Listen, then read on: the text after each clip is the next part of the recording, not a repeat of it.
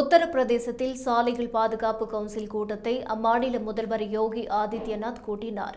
இதில் சாலை விபத்துகளுக்கு காரணமான பல பிரச்சினைகளை தீர்ப்பது குறித்து ஆலோசிக்கப்பட்டது.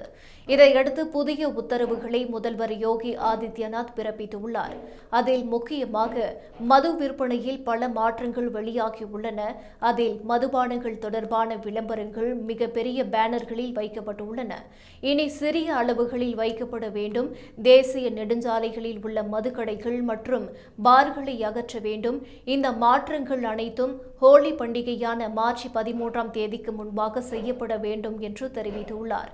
சாலைகளில் மது அருந்தி வாகனம் ஓட்டுவது, தடை செய்யப்பட்ட பாதைகளில் செல்வது, கைபேசிகளில் பேசியபடி வாகனத்தை ஓட்டுவது, சிக்னல்களை மதிக்காமல் செல்வது போன்றவற்றால் விபத்துகள் ஏற்படுகின்றன.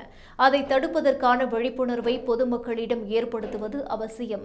சாலைகளில் ஆம்புலன்ஸ் வசதி மற்றும் மாவட்ட தலைநகரங்களில் பயிற்சி பெற்ற மருத்துவ பணியாளர்களுடனான மருத்துவமனைகள் உறுதி செய்ய வேண்டும் என்று கூறியுள்ளார்.